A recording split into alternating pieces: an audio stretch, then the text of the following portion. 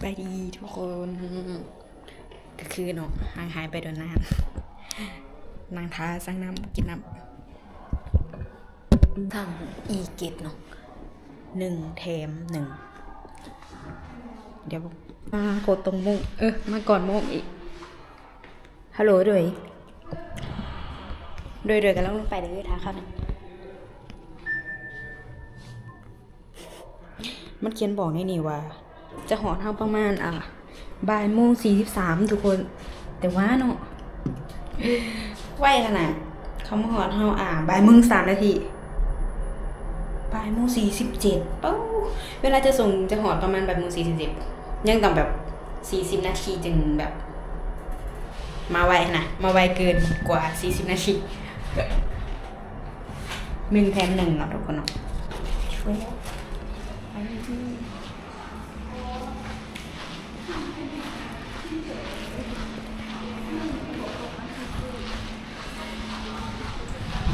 สั่งมา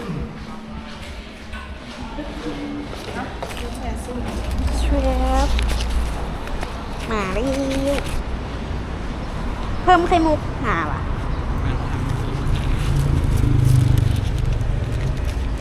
ใจ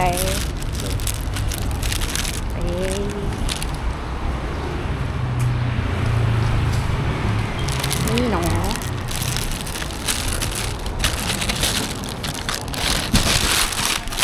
ว้าวโคตรคุ้มเลยทุกคน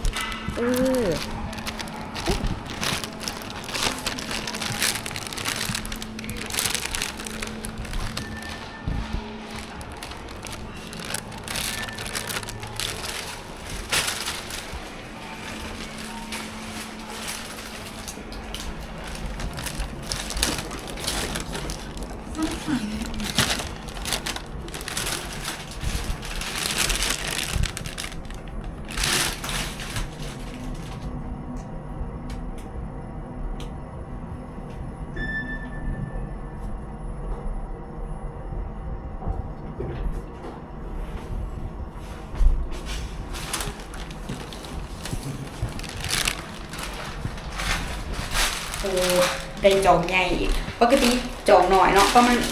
ณครึ่งหนึ่งของอันนี้นะราคากับประมาณ35ใส่ไข่มุก40ติบประมาณ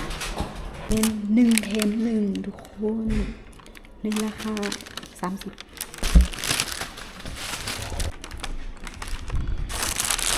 เสียดายปะนี่กินบ่ได้เนาะก็กินได้อยู่อ่ะซื้อมาผู้เดียวไหมบ่แต่เกิดที่จริงอยากกินรสเผือกแต่บ่มีคนกินน้ำกูแม่ฮอดแล้วดิ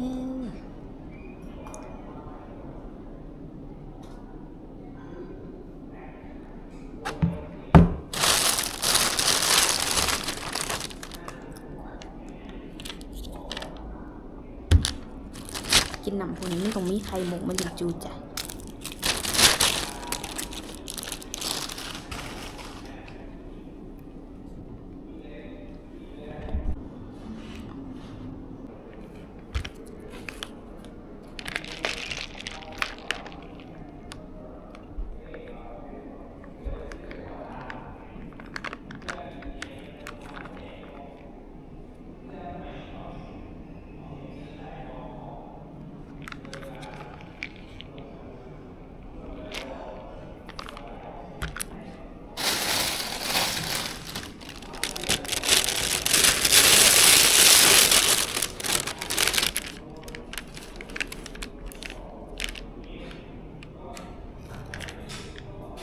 อันนี้บ่มีไข่มุกเนาะอันนี้มีไข่มุก